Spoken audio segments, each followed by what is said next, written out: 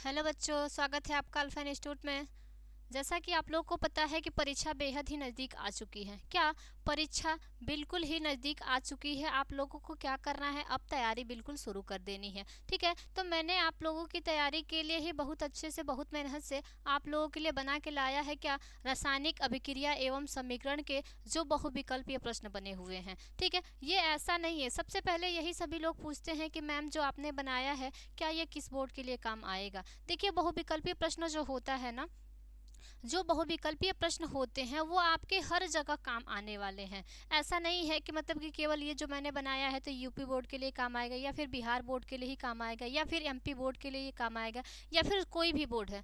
तो मेरा कहना ये है कि आप कोई भी बोर्ड से पढ़ रहे हैं तो आपको बहुविकल्पीय प्रश्न पूछेगा ही पूछेगा। और पहला चैप्टर है तो पहला चैप्टर में जो टॉपिक आपके बुक में दिया होगा, मतलब कि यूपी बोर्ड में जो दिया होगा, या फिर बिहार बोर्ड में जो दिया होगा, या फिर एमपी बोर्ड में जो दिया होगा। ठीक है, तो इस प्रकार से जो आपके बोर्ड बने हुए हैं, तो चाहे कोई सा भी बोर्ड हो, ठीक है, तो उसमें आपसे बहुविकल्पीय प्रश्न पूछे ही पूछे जाएंगे। ठीक है, तो यहाँ आप देख पा रहे होंगे कि मैट्रिक, ठीक है, मैट्रिक बोर्ड परीक्षा 2024 के लिए क्या, जो मैट्रिक हाई स्कूल वाली परीक्षा है, ठीक है, उसी में 2024 में आपका पेपर होगा। तो उस पेपर के लिए मैंने लाया है क्या कि रासायनिक अभिक्रिया एवं समीकरण।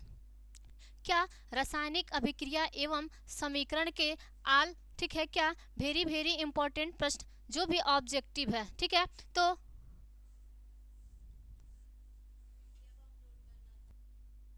तो मैंने ये आप लोगों को बताया है क्या कि आल वेरी वेरी इंपॉर्टेंट ऑब्जेक्टिव। ठीक है, क्या इसके बाहर एक भी प्रश्न नहीं आएगा। आप लोगों को ऐसा पता चल रहा होगा कि जो आपके बहुविकल्पीय प्रश्न बनेंगे पहले चैप्टर से, जो मैं बता दूंगी, ठीक है, क्या जो मैं बता दूंगी उससे बाहर आपके बिल्कुल भी बहुविकल्पीय प्रश्न नहीं बनेंगे। ठीक है, तो ये चीज़ें मैंने आपके लिए ही बहुत बहुत कोशिश करके, मतलब बहुत सारे चीज़ों को मैंने मिला के, हर बोर्ड को मिलाते हुए मैंने ये चीज़ बनाया है क्या कि आप लोगों को पढ़ने में कोई तकलीफ ना हो। ठीक है, तो इसमें देख लेंगे हम लोग कि प्रश्न कैसे कैसे ऑब्जेक्टिव में पूछे जा रहे हैं और किस प्रकार से पूछे गए हैं। ठीक है, तो आगे आपको अगर पैटर्न पता रहेगा कि पेपर में बहुविकल्पीय प्रश्न के पैटर्न किस प्रकार से बन रहे हैं, ठीक है, तो आपको अगर कॉन्सेप्ट क्लियर होगा बहुविकल्पी वाले में, ठीक है, तो आप कर सकते हैं।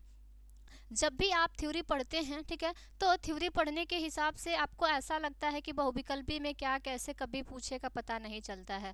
तो आपको आज के बाद, मतलब कि इस चैप्टर में कोई प्रॉब्लम नहीं होगी। क्या होगा कि आप जैसे ही देखेंगे, आप जैसे ही देखेंगे बहुविकल्पी में 4 ऑप्शन, तो जो सही होगा चट से उसी पे आप आंसर में लगाएंगे। ठीक है, तो प्रश्न क्या पूछा गया है देख लेते हैं कि पहला प्रश्न क्या है।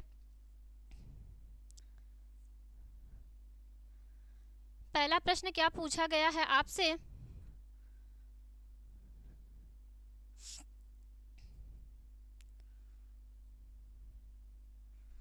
हाँ, प्रश्न देख लेंगे कि क्या है। पहला प्रश्न में यही पूछा गया है क्या कि 2FI, क्या 2FeCl3 plus 2H2O plus Y फिर gives out 2FeCl2 plus H2SO4 2HCl रासायनिक अभिक्रिया में Y है। क्या आप लोगों को पता है क्या रासायनिक समीकरण जब भी आप पढ़े होंगे इस चैप्टर का, ठीक है, आप लोग क्या थ्योरी जब पढ़े होंगे तो आप लोगों को बताया गया होगा क्या चीज़ कि रासायनिक समीकरण को संतुलित करना बहुत ही ज़रूरी होता है। तो अगर रासायनिक समीकरण जो लिखा हुआ है तो उसको लिखने से मतलब नहीं होता है। क्या करना पड़ता है आपको, आपको उस समीकरण को संतुलित भी करना होता है। ठीक है, जैसा कि इस समीकरण में दिया हुआ है क्या कि 2FeCl3 प्लस 2H2O फिर Y करके, मतलब कि यहाँ आप देख पा रहे होंगे कि यहाँ ये क्या है, Y है। ठीक है, Y के जगह पे हमको क्या करना है कि इस चारों ऑप्शन में से कौन सा सही ऑप्शन होगा उसको वहाँ रखना है। ठीक है, तो हम देख के चेक कर लेते हैं। अगर पहला ऑप्शन, ठीक है, क्या पहला ऑप्शन में कि 2FeCl3 plus 2H2O plus sulphur लिखते हैं, उसके बाद 2FeCl2 plus H2SO4 plus 2HCl करते हैं। क्या जब आप इतना कर लेते हैं तो आपको ये देखना पड़ेगा कि क्या दोनों तरफ की संख्याएं जो दी हुई है वो बराबर है कि बराबर नहीं है। ठीक है, तो यहाँ आप देख पा रहे होंगे कि एफ की संख्या इधर भी 2 है और एफ की संख्या यहाँ भी 2 है।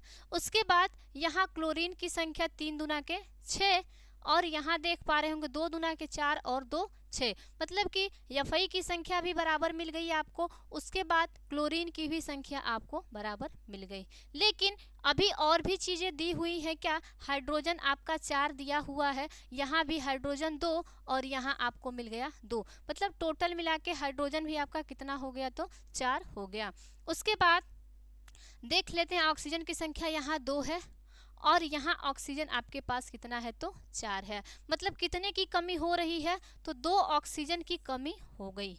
यहाँ से आपको पता चला होगा कि कितने की कमी हो गई, तो 2 ऑक्सीजन की कमी हो गई। उसके बाद आप और भी देखें, यहाँ सल्फर की संख्या कितनी है, 1 है, यहाँ सल्फर की संख्या कितनी है, 1 है, और यहाँ भी सल्फर की संख्या कितनी है, 1 है। ठीक है, तो यहाँ आप देख पा रहे होंगे, क्या देख पा रहे होंगे कि सल्फर की संख्या क्या है, तो अभी बराबर है, लेकिन ऑक्सीजन की संख्या क्या है आपकी, कम है। ठीक है, तो आप देख पा रहे होंगे कि जो ऑप्शन में दिया हुआ है, ना इसमें ऑक्सीजन है, ना इसमें ऑक्सीजन है, ना ही इसमें ऑक्सीजन है। तो एक तरीका आपने देखिए, एक समीकरण को अगर जैसे ही ऑप्शन से रखा है, ठीक है, y के जगह पे जैसे ही आपने एक ऑप्शन से लेके रख दिया, तो आपको पता चल गया कि उसमें कमी क्या है।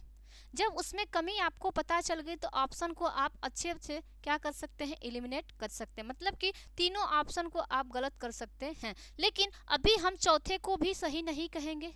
क्यों नहीं कहेंगे, क्योंकि हम समीकरण में जब रख लेंगे, देख लेंगे दोनों तरफ की संख्याएं क्या होगी, बराबर होगी, तब हम उसको रखेंगे। ठीक है, या फिर उस पर हम सही का टिक करेंगे। ठीक है, तो यहाँ देख लेते हैं, फिर से y के जगह पे रख के क्या, 2FeCl3 plus 2H2O plus y के जगह पे SO2, उसके बाद 2FeCl2 plus H2SO4 plus 2HCl। ठीक है, तो जब यहाँ से मैंने देखा, तो यहाँ से अब देख पा रहे होंगे कि Fi की संख्या यहाँ कितनी है, यहाँ Fi की संख्या 2 है और यहाँ भी Fi की संख्या आपको 2 मिल गई। उसके बाद देख लेंगे क्लोरीन की संख्या 3 दूना के 6 और यहाँ पे भी 2 दूना के 4 और 2 6, मतलब कि क्लोरीन की भी संख्या बराबर हो गई। अब देखेंगे हाइड्रोजन की संख्या, तो 2 दूना के 4 और यहाँ भी हाइड्रोजन 2 और यहाँ भी 2, मतलब कि हाइड्रोजन की संख्या भी बराबर हो गई। अब बचा हमारा क्या, सल्फर, यहाँ सल्फर 1 है और यहाँ भी सल्फर कितना है, तो 1 है। उसके बाद ऑक्सीजन की संख्या देख लेते हैं, यहाँ ऑक्सीजन 2 यहाँ पे है और 2 यहाँ पे है, मतलब कि ऑक्सीजन की संख्या कितनी मिली, 4। और उसके देख लेते हैं कि इधर वाले राइट साइड में क्या 4 ऑक्सीजन है। तो आपने पाया होगा कि जैसे ही हमने SO2 को रखा, तो ये समीकरण क्या हो गई, संतुलित हो गई। मतलब y के जगह पे जो सही होगा वो कौन होगा, y के लिए, ठीक है, जो सही आंसर होगा वो कौन होगा, तो SO2। इस प्रकार से आप चाहें तो ऑप्शन को एलिमिनेट करके एक ऑप्शन एकदम कॉन्फिडेंस के साथ आप सही लगा सकते हैं। ठीक है, तो फिर देखते हैं नेक्स्ट में क्या है। अब रासायनिक समीकरण BaCl2 जलीय, फिर उसके बाद H2SO4 जलीय, जब दोनों को मिला के गर्म करते हैं, ठीक है, मतलब कि इसमें कहा गया है कि दोनों को जब मिला देते हैं तो मिल जाता है आपको क्या, BaSO4 ठोस और प्लस 2HCl जलीय मिल जाता है। तो ये अभिक्रिया जो दी हुई है वो किस प्रकार की है, क्या ये योगात्मक अभिक्रिया है, या फिर निराकरण की अभिक्रिया है, या फिर अवक्षेपण की अभिक्रिया है, या फिर इनमें से कोई नहीं है। क्या आप लोग बता सकते हैं क्या ये अभिक्रिया कौन सी हो सकती है। तो ये अभिक्रिया में देखिए, इसमें से कोई नहीं, तो ऑलरेडी गलत हो गया, क्योंकि जब ये दिया हुआ है तो कुछ तो प्राप्त हुआ है ना। क्या जब दोनों को मिलाया गया है तो कुछ हमारा यहाँ पे रासायनिक समीकरण में मिला हुआ है, तो जब मिला है तो इनमें से कोई नहीं तो होगा नहीं। उसके बाद योगात्मक अभिक्रिया में क्या होता है, योगात्मक अभिक्रिया में ये चीज़ें बताई जाती है आपकी कि जब 2 या 2 से अधिक अभिकारक को, क्या जब दो या दो से अधिक अभिकारक को मिलाया जाता है तो आपका एकल उत्पाद मिलता है। क्या मिलता है? तो एकल उत्पाद मिलता है, उसे हम योगात्मक अभिक्रिया कहते हैं। निराकरण भी अभिक्रिया नहीं होगी। तो इसमें से जो आपकी अभिक्रिया दी हुई है, ठीक है, जो इसमें से दिया हुआ है, तो आपको पता चला होगा कि दो को मैंने क्या कर दिया, एलिमिनेट कर दिया। क्या दो को मैंने अपने, ठीक है, कॉन्सेप्ट से दो को हटा दिया। तो अभी मेरे पास कितने बचे? दो बचे। और देख पा रहे होंगे यहाँ से दो बचे। उसके बाद यहाँ से देख पा रहे होंगे कि ये जो क्या है, जलीय है और ये भी जलीय है। जब दोनों ही जल जल हैं और क्या मिला के बना रहे हैं, तो एक ठोस मिल रहा है, एक जल मिल रहा है। मतलब दोनों को जब मिला दे रहे हैं तो एक अवक्षेप मिल रहा है। क्या मिल रहा है? अवक्षेप मिल रहा है। तो ये अभिक्रिया कौन सी होगी? तो अवक्षेपण की अभिक्रिया होती है। ठीक है, इसके लिए जो सही आंसर होगा वो क्या होगा? तो अवक्षेपण की अभिक्रिया हो रही है। यहाँ तक आप लोगों को अगर बिल्कुल भी नहीं समझ में आया तो आप लोग कमेंट करके पूछ सकते हैं। ठीक है, लेकिन मैंने आपको कॉन्सेप्ट के साथ बताया है ताकि आपको बाद में कोई कंफ्यूजन ना हो। ठीक है, नेक्स्ट क्वेश्चन क्या पूछा गया है कि निम्नलिखित में कौन संतुलित रासायनिक समीकरण है। देखिए, इस चैप्टर का मेन मकसद यही है कि आपको एकदम अच्छे से एकदम जितना अच्छा हो सके आप पहले रासायनिक समीकरण को संतुलित करना सीखिए। ठीक है, तो संतुलित करने के लिए देख रहे हैं आपको कि संतुलन पे अभी जब मैंने जितना अभी 2-3 क्वेश्चन मैंने शुरू किया ना, तीसरा में से 2 क्वेश्चन आपके लगभग समीकरण से ही बन गए। क्या 2 क्वेश्चन आपके किससे बन गए? तो समीकरण से बन गए। मतलब कि इस चैप्टर में सबसे ज्यादा पढ़ना और पढ़ना क्या जरूरी है? तो समीकरण को संतुलित करना। ठीक है, तो संतुलित को अगर नहीं करने जानते हैं तो आप यहाँ इस वीडियो को देखेंगे, आपको संतुलित भी करने आ जाएगा, प्लस आपका बहुविकल्पी भी तैयार हो जाएगा। ठीक है, तो इसमें पहला ये दिया गया है कि सोडियम प्लस H2O प्लस फिर उसके बाद Gibbs out NaOH plus H2। देखिए, सबसे पहले संतुलित करने के लिए दोनों तरफ की जो दी हुई है लेफ्ट और राइट में जो आपके संख्या में करके जो आपके यौगिक दिए हुए हैं उसको आप क्या करेंगे? लिख लेंगे। सबसे पहले लिखेंगे तो पहला वाले को हम देख लेते हैं। ठीक है, कि सोडियम की संख्या कितनी है? इधर 1 है और उधर भी सोडियम आपका कितना है? तो 1 है। उसके बाद हाइड्रोजन की संख्या 2 है और वहाँ हाइड्रोजन कितना है? तो 3 है। उसके बाद ऑक्सीजन की संख्या यहाँ 1 है, यहाँ भी ऑक्सीजन आपका 1 है। तो यहाँ आप देख पा रहे होंगे कि यहाँ जो दिया हुआ है, ठीक है, यहाँ जो दिया हुआ है क्या इससे ये मैच कर रहा है? हाँ, भले ही सोडियम की संख्या बराबर यहाँ भी है और यहाँ भी है, ऑक्सीजन की संख्या बराबर है, लेकिन हाइड्रोजन की संख्या बराबर नहीं है। तो ये ऑप्शन आपके गलत हो जाएंगे। क्या ये ऑप्शन आपके गलत हो जाएंगे? फिर देखते हैं दूसरा क्या होगा। फिर देखिए दूसरा आंसर क्या होगा आपका, देख लेते हैं फिर क्या मिला के इसको। जब इसको मिलाते हैं तो देख पाते हैं कि यहाँ जो बेरियम की संख्या है वो कितना है? 1 है और यहाँ भी बेरियम आपको मिला कितना? 1 है। उसके बाद क्लोरीन की संख्या यहाँ 2 है और वहाँ क्लोरीन कितना है? 2 है। उसके बाद हाइड्रोजन की संख्या यहाँ 2 है, हाइड्रोजन की संख्या 2 है और यहाँ भी हाइड्रोजन की संख्या कितनी है? तो 2 है। उसके बाद आप देख पा रहे होंगे कि सल्फर की संख्या 1 है और उधर भी सल्फर की संख्या 1 है। उसके बाद ऑक्सीजन की संख्या कितनी है? ऑक्सीजन की संख्या 4 यहाँ भी है, ऑक्सीजन की संख्या 4 यहाँ भी है। मतलब देख पा रहे होंगे आप लोग कि दोनों तरफ की संख्याएं क्या हो रही हैं? दोनों तरफ की संख्याएं आपकी क्या मिल गई? तो बराबर मिल गई हैं। और उसके बाद और भी देख लेते हैं कि क्या इसके अलावा और भी ऑप्शन सही है क्या। अभी तो मैंने एक पा लिया कि ये दोनों तरफ की संख्याएं बराबर है तो ये ऑप्शन सही है, लेकिन 2 ऑप्शन और भी तो दिए हुए हैं, उनको भी चेक करना है। क्या उनको भी चेक करना है? ठीक है, तो उनको चेक करने के लिए क्या करेंगे? फिर से मिलाते हैं, फिर से हम लोग मिला लेते हैं कि क्या दिया है, सही है या नहीं है। क्या यहाँ देखिए पोटेशियम की संख्या 1 है, यहाँ भी पोटेशियम की संख्या 1 है। उसके बाद क्लोरीन की संख्या यहाँ देख पा रहे होंगे, क्लोरीन की संख्या यहाँ आप देख पा रहे होंगे कि कितनी है? तो 1 है, यहाँ भी 1 है, लेकिन यहाँ ऑक्सीजन 3 है, यहाँ कितना है? तो 2 है। मतलब ऑक्सीजन की संख्या क्या है? तो कम है। ठीक है, उसके बाद आपका जो दिया हुआ है लास्ट वाला ऑप्शन Mn, यहाँ एक है, यहाँ भी Mn एक है। उसके बाद यहाँ क्लोरीन एक है, सीधा देख लीजिए यहाँ दो है और यहाँ दो है, मतलब कि ये भी आपका क्या हो जाएगा, गलत हो जाएगा, ये भी गलत और ये भी गलत। जो सही ऑप्शन होगा वो कौन होगा, तो ऑप्शन बी होगा। ठीक है, यहाँ से देखिए आपको समीकरण संतुलित करने भी लगभग आ गया होगा। मैं जहाँ तक उम्मीद करती हूँ कि आप लोगों को समीकरण संतुलित करने के साथ साथ आप लोगों को बहुविकल्पी भी करने आ गया होगा। ठीक है, मतलब ऐसे अगर क्वेश्चन आपसे पूछे जाएंगे तो शायद आप कर ले जाएंगे। ठीक है, नेक्स्ट देख लेते हैं। क्या अभिक्रिया जिसमें आयनों का आदान प्रदान होता है कहलाती है? विस्थापन अभिक्रिया, द्विविस्थापन अभिक्रिया, संयोजन अभिक्रिया और अवक्षेपण अभिक्रिया। ठीक है, इसमें ये चीजें बताई जा रही है आपसे कि अभिक्रिया जिसमें आयनों का आदान प्रदान होता है। ठीक है, तो जैसे इसमें ऑप्शन में आपके दिए हुए हैं क्या, विस्थापन अभिक्रिया, द्विविस्थापन अभिक्रिया, संयोजन अभिक्रिया, अवक्षेपण अभिक्रिया। ठीक है, तो विस्थापन अभिक्रिया में क्या होता है, जो कम क्रियाशील धातु होते हैं ना, वो अधिक क्रियाशील धातु हटाकर, ठीक है, क्या करते हैं, जो कम वाले होते हैं उसको हटा के उसी के स्थान पे विस्थापित हो जाते हैं। ठीक है, जैसे कि कहा गया है कि विद्युत रासायनिक श्रेणी एक है, उसके क्रम में, ठीक है, तत्वों को रखा गया है, तो उसमें जिसका अधिक होगा वो कम वाले को हटाकर उसी का स्थान क्या करता है, तो ले लेता है, वो आपकी विस्थापन अभिक्रिया होती है।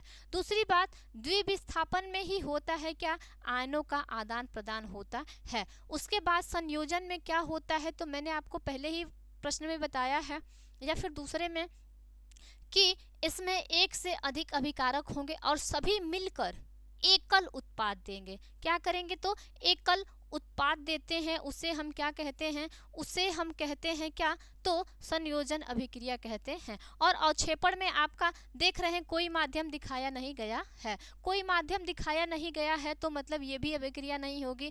तो विस्थापन में आपको पता चला कि कम क्रियाशील धातु जो होंगे उसको हटाकर अधिक वाले विस्थापित हो जाएंगे। द्विविस्थापन में ही आपका क्या होता है, तो आयनों का आदान प्रदान होता है। द्विविस्थापन जो होगा इसके लिए सही आंसर होगा। ठीक है, फिर नेक्स्ट देख लेते हैं। क्या पांचवा में पूछा गया, देखिए फिर उसी से आया कि निम्नलिखित में से कौन समीकरण संतुलित नहीं है। आप लोग देख पा रहे होंगे कि ये जो प्रश्न बने हुए हैं सबके सब प्रश्न किस पे बने हुए हैं, तो समीकरण को संतुलित करने से ही बने हुए हैं। तो सबसे पहले बेहद इंपॉर्टेंट क्या है कि आपको समीकरण को संतुलित करने आना चाहिए। अगर नहीं आ रहा है तो आप इस वीडियो को देखें। ठीक है, तो आपको बहुविकल्पी तो करने आ ही जाएगा, बहुविकल्पी के साथ साथ आपको समीकरण भी संतुलित करने आ जाएगा। ठीक है, इसमें देख लेते हैं। इसमें देखिए यहाँ प्रश्न पे थोड़ा ध्यान दीजिएगा। ध्यान इसलिए दीजिएगा कि जैसे कि हम लोग हमेशा क्या कर रहे थे कि संतुलित समीकरण पे कर रहे थे, लेकिन यहाँ आपसे पूछा गया है कि कौन संतुलित समीकरण नहीं है। ठीक है, तो यहाँ देख पाइएगा, आप लोग देख पा रहे होंगे शायद कि यहाँ जो पूछा गया है जस्ट उसका उल्टा पूछा गया है। तो मिला लेते हैं हम लोग। यहीं से लिखना क्या है, अब हाइड्रोजन की संख्या 4, यहाँ भी हाइड्रोजन की संख्या 4, यहाँ ऑक्सीजन की संख्या 2, यहाँ भी ऑक्सीजन की संख्या 2, मतलब ये ऑप्शन गलत हो गया।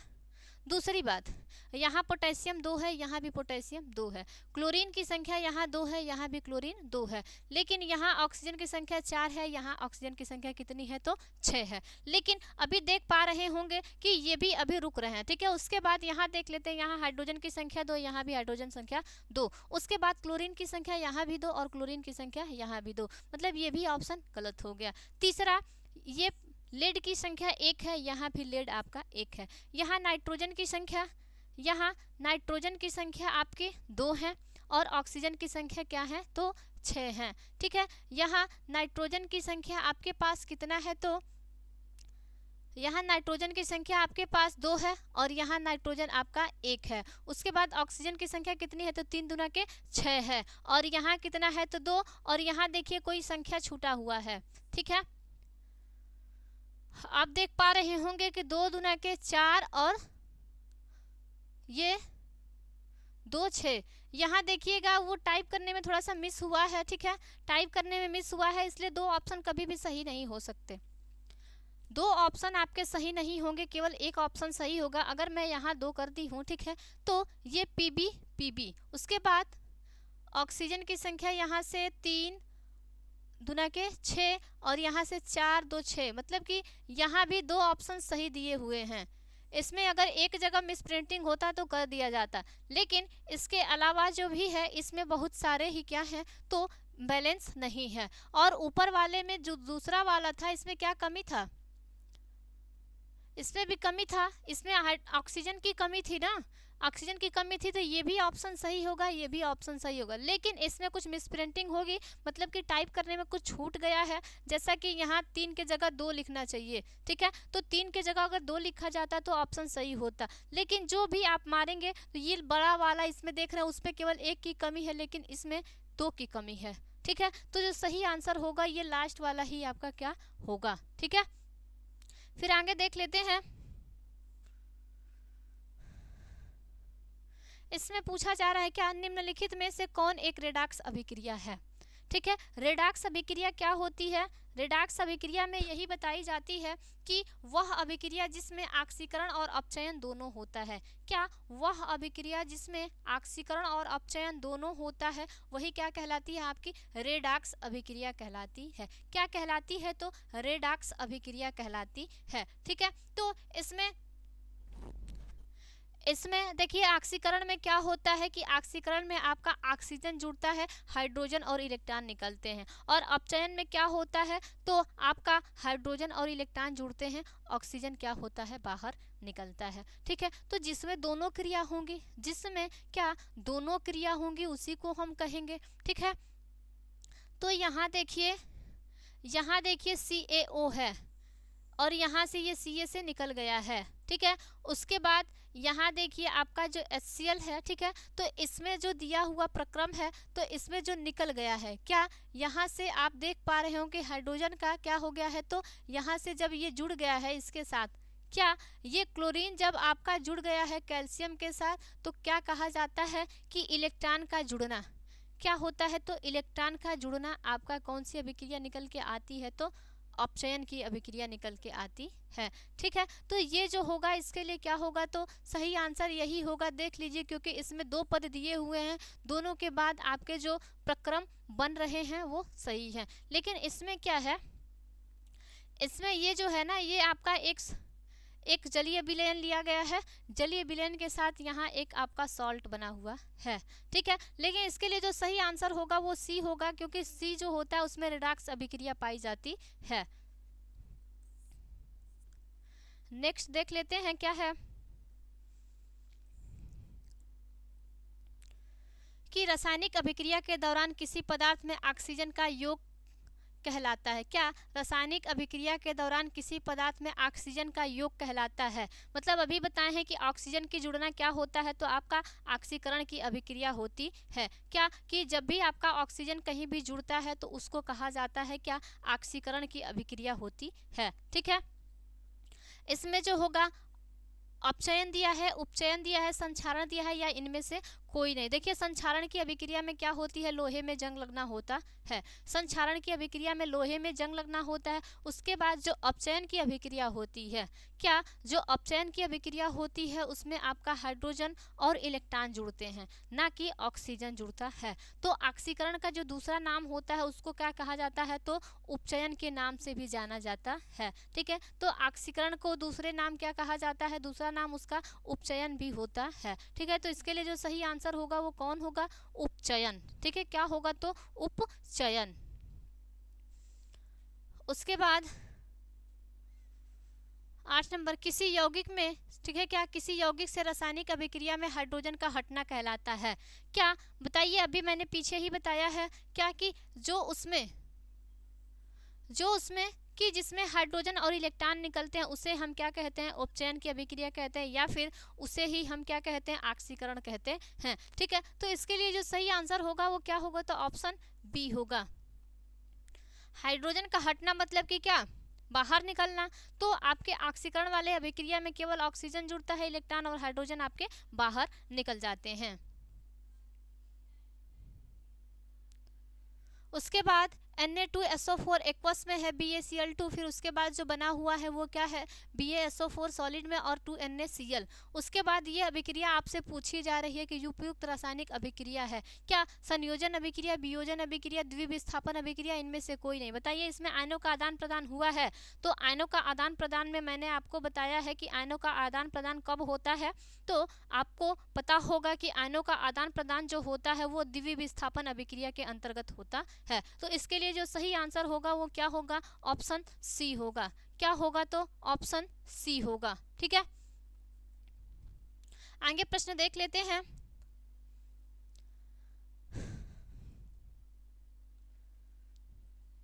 Zn प्लस CuSO4 में ZnSO4 प्लस Cu, ये ऊपर दी गई रासायनिक अभिक्रिया किस प्रकार की है? देखिए ये चीजें मैं कब से बता रही थी आपको कि जो कम क्रियाशील धातु होते हैं वो अधिक क्रियाशील धातु, ठीक है, क्या करते हैं उसको हटा के और उसी के जगह पे क्या हो जाते हैं? विस्थापित हो जाते हैं।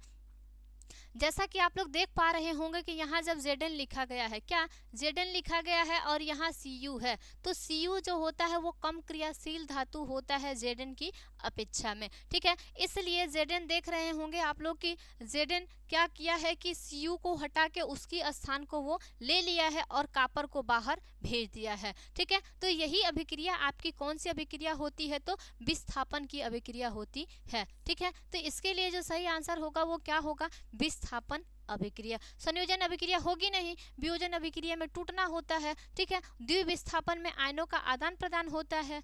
ठीक है, क्या यहाँ तक सभी को क्लियर है? क्या यहाँ तक सभी को क्लियर है? चलिए, अगर सबको समझ में आ रहा है तो फिर आगे देख लेते हैं क्या प्रश्न पूछे गए हैं।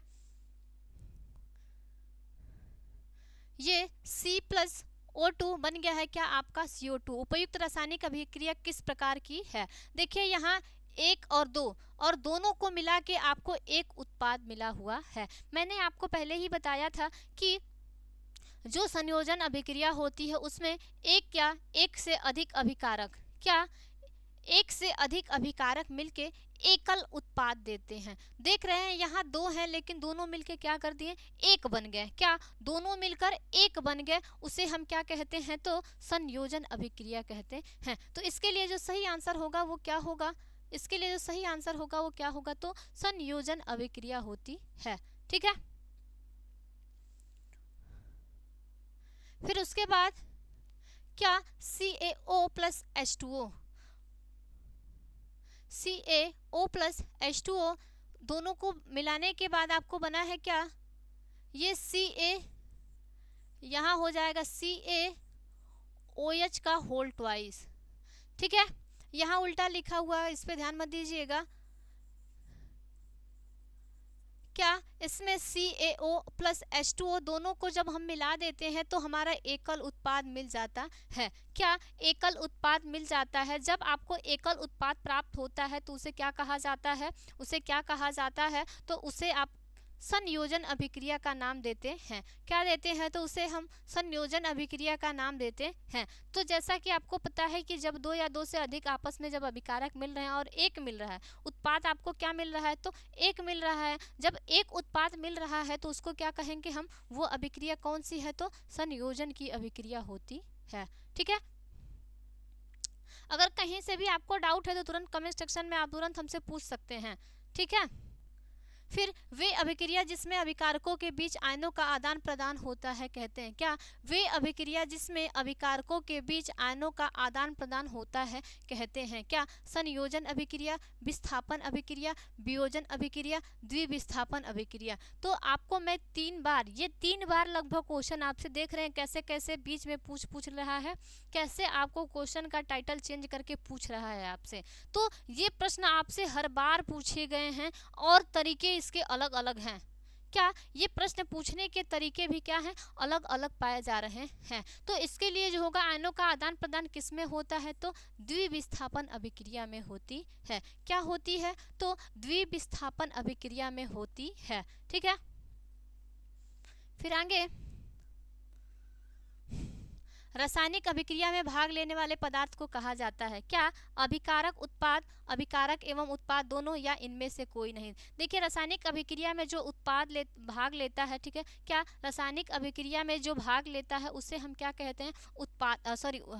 रासायनिक अभिक्रिया में जो भाग लेता है उसे हम अभिकारक कहते हैं। और अभिकारक जो क्या करता है, क्रिया करके आपको, ठीक है, अभिक्रिया के बाद जो फल स्वरूप मिलता है उसे हम क्या कहते हैं? उत्पाद कहते हैं। तो इसमें जो सही आंसर होगा वो क्या होगा? अभिकारक होगा, उत्पाद या फिर अभिकारक उत्पाद दोनों होंगे, या फिर इनमें से कोई नहीं? बता सकते हैं आप लोग कि इसके लिए सही आंसर क्या होगा?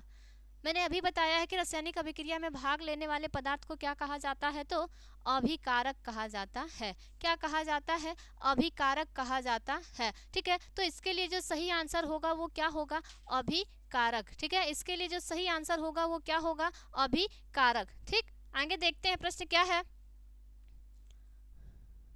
इसमें भी पूछा गया आपसे कि निम्नलिखित में से एक रेडॉक्स अभिक्रिया है। क्या CaCO3 प्लस CaCO3, फिर उसके बाद gives out CaO plus CO2, या फिर दूसरा ऑप्शन दिया है क्या? H2 प्लस Cl2, उसके बाद जो बना हुआ अभिक्रिया है वो क्या है? 2HCl है। उसके बाद तीसरा ऑप्शन दिया है क्या? CaO plus 2HCl gives out CaCl2 plus H2O। Last option आपको दिया हुआ है क्या? NaOH प्लस HCl, उसके बाद गिव्स आउट मिला हुआ पार्ट आपको क्या है कि NaCl प्लस H2O। तो बता सकते हैं आप लोग कि आपका रेडॉक्स अभिक्रिया क्या होती है? तो रेडॉक्स अभिक्रिया में यही चीज़ें बताई जाती है कि जिसमें ऑक्सीकरण और अपचयन दोनों होता है। क्या? जिसमें ऑक्सीकरण और अपचयन दोनों होता है उसे हम क्या कहते हैं? रेडॉक्स अभिक्रिया कहते हैं। रेडॉक्स अभिक्रिया में मतलब पूछा गया है ऑक्सीकरण और अपचयन के बारे में। तो ऑक्सीकरण और अपचयन होता क्या है?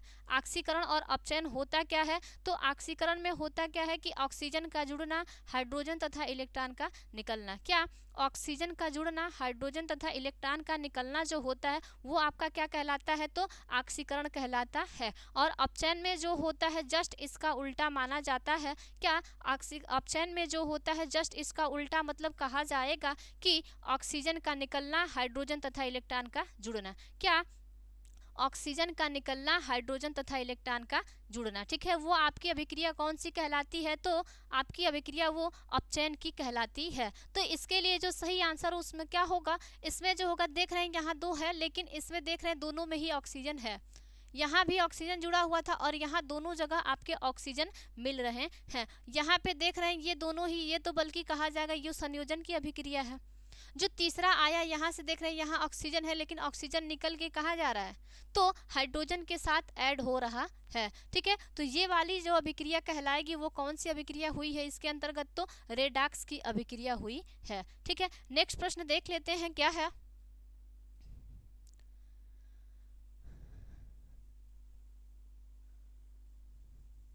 कि रासायनिक अभिक्रिया के दौरान किसी पदार्थ में ऑक्सीजन का योग कहलाता है। अभी मैंने आपको पीछे ही बताया है कि रासायनिक अभिक्रिया के दौरान किसी पदार्थ में ऑक्सीजन का योग कहलाता है। अपचयन की अभिक्रिया, उपचयन की अभिक्रिया, संक्षारण की अभिक्रिया, या फिर इनमें से कोई नहीं। तो आपको पता चला होगा कि जो अपचयन की अभिक्रिया होती है उसमें हाइड्रोजन तथा इलेक्ट्रॉन जुड़ते हैं। लेकिन यहाँ जो दिया हुआ है, क्या? जो यहाँ दिया हुआ है इसमें कहा जा रहा है कि ऑक्सीजन की वृद्धि करनी है। क्या करनी है? तो ऑक्सीजन की वृद्धि करनी है। तो यहाँ आपसे पूछा गया है कि ऑक्सीजन की किस में वृद्धि होती है? तो किस में वृद्धि होती है आपको मैंने पीछे ही बताया है कि जो ऑक्सीजन की वृद्धि होती है उसमें क्या होता है? तो उपचयन की अभिक्रिया होती है, क्योंकि संक्षारण तो हो नहीं सकता। संक्षारण की अभिक्रिया आपकी जो होती है वो लोहे में जंग लगना होता है, और अपचयन में जो होता है उसमें हाइड्रोजन और इलेक्ट्रॉन जुड़ते हैं। लेकिन आपसे ये पूछा गया है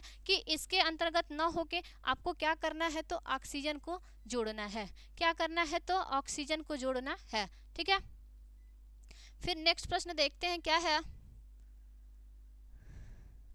देखिए, किसी यौगिक से रासायनिक अभिक्रिया में हाइड्रोजन का हटना कहलाता है। क्या? किसी यौगिक से रासायनिक अभिक्रिया में हाइड्रोजन का हटना क्या कहलाता है? तो अपचयन की अभिक्रिया कहलाती है, या फिर उपचयन की अभिक्रिया कहलाती है, या रेडॉक्स अभिक्रिया कहलाती है, या फिर इनमें से कोई नहीं। तो आप लोगों को मैंने यही क्वेश्चन लगभग 3 से 4 बार लगातार पूछे गए हैं, लेकिन इसमें जो प्रक्रियाएं हैं सबकी अलग अलग हैं। तो इसमें मैंने आपको बताया है क्या कि हाइड्रोजन का हटना मतलब हाइड्रोजन का निकलना कौन सी अभिक्रिया होती है, तो हाइड्रोजन का हटना आपका उपचयन की अभिक्रिया ही होती है। तो इसके लिए भी सही आंसर होगा वो क्या होगा, तो उपचयन ही होगा। ठीक है, क्योंकि इसमें कहा जा रहा है कि हटना मतलब क्या होना, कि निकलना। किसी भी अभिक्रिया में जब आपका हाइड्रोजन हट जाता है तो उसको क्या कहा जाता है, कि उपचयन की अभिक्रिया हुई है।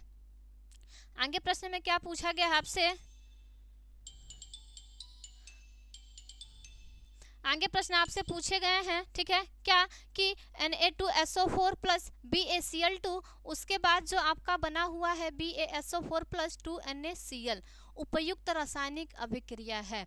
इसमें मैंने आपको बताया है क्या कि ये अभिक्रिया जो पूछी गई है, इसमें देख रहे हैं आप लोग कि जो संयोजन अभिक्रिया तो हो नहीं सकता, क्या संयोजन अभिक्रिया तो आपका हो नहीं सकता। उसके साथ साथ वियोजन अभिक्रिया में मैंने बताया है कि वियोजन अभिक्रिया क्या होती है, तो टूटने की प्रक्रिया होती है। उसके बाद मैंने द्विविस्थापन अभिक्रिया में आपको बताया है कि द्विविस्थापन की अभिक्रिया क्या होती है, तो द्विविस्थापन अभिक्रिया में ही आयनों का आदान प्रदान किया जाता है। क्या किया जाता है, तो आयनों का आदान प्रदान किया जाता है। ठीक है, तो इसके लिए जो सही आंसर होगा वो क्या होगा, तो ऑप्शन सी होगा। क्या होगा, ऑप्शन सी होगा। ठीक है, नेक्स्ट प्रश्न देख लेते हैं क्या है, कि Zn प्लस CuSO4, फिर उसके बाद ZnSO4 प्लस Cu, इसमें दी गई, फिर कह रहा है कि ऊपर दी गई रासायनिक अभिक्रिया किस प्रकार की है, जो ये दी हुई है। ठीक है, क्या ये प्रश्न जो दिया गया है इसमें पूछ रहा है कि कौन सी अभिक्रिया हुई है या किस प्रकार की अभिक्रिया है, तो क्या ये संयोजन अभिक्रिया है, या फिर वियोजन अभिक्रिया है, या फिर द्विविस्थापन अभिक्रिया है, या फिर वियोजन अभिक्रिया है। ठीक है, तो इसमें ये कहा गया है कि वियोजन या संयोजन जो अभिक्रिया होती है, संयोजन अभिक्रिया में आपके एक से, ठीक है, एक से अधिक अभिकारक जुड़कर एकल उत्पाद देते हैं। उसके बाद वियोजन में क्या होता है कि जैसे सेम उसका संयोजन का उल्टा आपका क्या होता है, वियोजन होता है। वियोजन में यही होता है कि आपका एक अभिकारक होगा, लेकिन जब उसको हम करते हैं, अभिक्रिया कराते हैं, तो वो कई उत्पाद में क्या होता है, टूट जाता है। और द्विविस्थापन अभिक्रिया में क्या होती है, द्विविस्थापन अभिक्रिया में ये होती है, ठीक है, कि उसमें आयनों का आदान प्रदान होता है। उसके बाद ये जो अभिक्रिया होगी, यहाँ ऑप्शन आपका गलत हो गया है, यहाँ होगा आपका क्या, विस्थापन अभिक्रिया। चाहे ऊपर कर लीजिए चाहे नीचे कर लीजिए, अगर ऊपर वाला ऑप्शन को काटेंगे तो ऊपर वाला ऑप्शन सही हो जाएगा। ठीक है, अगर नीचे वाले को काटते हैं तो नीचे वाला सही हो जाएगा। ठीक है, तो इसके लिए जो सही आंसर होगा वो क्या होगा, तो विस्थापन अभिक्रिया होती है। ठीक है, विस्थापन अभिक्रिया में मैंने आप लोगों को बताया है कि इसमें क्या होता है, तो इसमें जो कम क्रियाशील धातु होते हैं वो हटके क्या होते हैं, वहाँ उसके जगह पे अधिक क्रियाशील वाले धातु क्या हो जाते हैं, विस्थापित हो जाते हैं। ठीक है, नेक्स्ट प्रश्न देख लेते हैं। ये जो दिया हुआ है क्या C+O2, उसके बाद मिल गया है क्या आपको CO2, ये दोनों के बाद उपयुक्त रासायनिक अभिक्रिया किस प्रकार की है। यहाँ देख रहे हैं एक है और यहाँ एक दो है, मतलब दोनों के मिलके आपको क्या हो गया, एक मिल गया। तो मैंने बताया है कि जो आपका संयोजन अभिक्रिया होती है उसके अंतर्गत आपका क्या होता है, तो एक से अधिक अभिकारक जुड़ के एकल उत्पाद देते हैं। ठीक है, तो संयोजन अभिक्रिया में यही कहा गया है कि जब आपके एक से अधिक अभिकारक होंगे और जुड़कर दोनों ही क्या देते हैं, एकल उत्पाद देते हैं, तो उसे हम क्या कहते हैं, तो संयोजन की अभिक्रिया कहते हैं। ठीक है, इसमें आगे नेक्स्ट में दिया है क्या कि CaO प्लस H2O, फिर उसके बाद जो बना हुआ पार्ट है वो क्या है, CaOH का होल ट्वाइस, उसके बाद एक्वस फॉर्म में। ठीक है, उपयुक्त रासायनिक अभिक्रिया है क्या, संयोजन अभिक्रिया, वियोजन अभिक्रिया, द्विविस्थापन अभिक्रिया, या फिर विस्थापन अभिक्रिया। यहाँ भी देख पा रहे होंगे आप लोग कि एक यहाँ है और एक यहाँ है, और दोनों के बाद केवल आपको कितना मिला है, तो एक उत्पाद मिला हुआ है। तो इसके लिए भी जो सही आंसर होगा वो कौन सा होगा, इतना तो आप लोगों को कॉन्फिडेंस के साथ कह सकते हैं कि आप लोग ही इसका आंसर दे सकते हैं। इसका आंसर क्या होगा, तो संयोजन की अभिक्रिया होगी, क्योंकि दो से दो है, दोनों मिलके क्या हो जा रहे हैं, एक हो जा रहे हैं। जब एक हो रहे हैं तो ये कौन सी अभिक्रिया हो गई, तो संयोजन की अभिक्रिया मिल गई।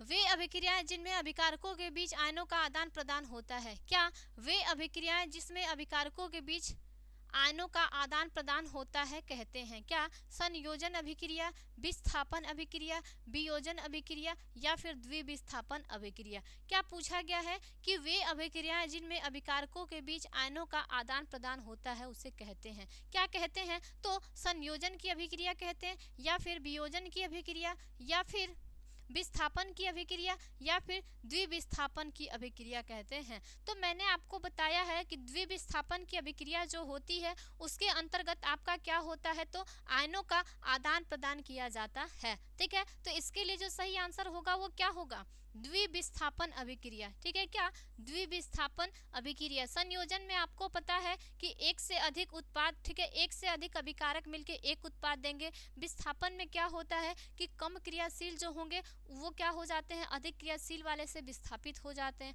वियोजन में क्या होता है कि आपका केवल एक अभिकारक होगा और टूट के क्या होगा, एक से अधिक उत्पाद देता है। और लास्ट वाला जो बचा द्विविस्थापन अभिक्रिया, इसके अंतर्गत यही बताया जाता है कि आयनों का क्या होता है, तो आदान प्रदान किया जाता है। इसके लिए जो सही आंसर होगा वो कौन होगा, तो ऑप्शन डी होगा। ठीक है, नेक्स्ट देख लेते हैं क्या है कि रासायनिक अभिक्रिया के दौरान किसी पदार्थ में ऑक्सीजन का ह्रास कहलाता है। क्या ह्रास मतलब कि क्या, निकलना। ह्रास मतलब क्या होता है, निकलना। यही पूछा गया कि रासायनिक अभिक्रिया के दौरान किसी पदार्थ में ऑक्सीजन का ह्रास मतलब कि निकलना कहलाता है। अपचयन की अभिक्रिया, उपचयन की अभिक्रिया, संक्षारण की अभिक्रिया, या इनमें से कोई नहीं। जो चार ऑप्शन आपको दिए हुए हैं, चारों ऑप्शन में मैंने आपको बताया है कि जब ऑक्सीजन क्या होता है, निकलता है। क्या होता है, जब आपका ऑक्सीजन निकल जाता है तो वो अभिक्रिया आपकी कौन सी होती है, तो अपचयन की अभिक्रिया होती है। क्योंकि उपचयन में आपका ऑक्सीजन जुड़ता है, क्या होता है, तो उपचयन में आपका ऑक्सीजन जुड़ जाता है। उसके बाद संक्षारण में आपका लोहे में जंग लगना होता है, और अपचयन में मैंने बताया है कि क्या होता है, तो ऑक्सीजन निकल जाता है, और लेकिन हाइड्रोजन और इलेक्ट्रॉन क्या हो जाते हैं, तो जुड़ जाते हैं। ठीक है, नेक्स्ट देख लेते हैं क्या है।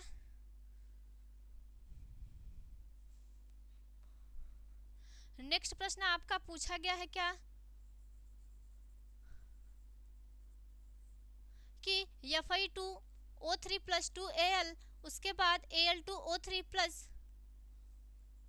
2Fe, क्या, तो 2Fe ऊपर दी गई अभिक्रिया किस प्रकार की है। बताइए, ये जो अभिक्रिया दी हुई है ये किस प्रकार की अभिक्रिया दी हुई है। संयोजन अभिक्रिया, विस्थापन द्विविस्थापन अभिक्रिया, वियोजन अभिक्रिया, या फिर विस्थापन अभिक्रिया। इसमें भी जो हुआ है वो क्या है, तो विस्थापन की अभिक्रिया हुई है। क्योंकि विस्थापन की अभिक्रिया में आपको बताई जाती है क्या कि आपका जो भी होगा तो आयनों का वो कम क्रियाशील धातु जो होते हैं क्या करते हैं कि अधिक वाले हटा के उसके जगह पे विस्थापित हो जाते हैं। तो इसके लिए सही आंसर होगा वो कौन होगा, तो विस्थापन की अभिक्रिया। ठीक है,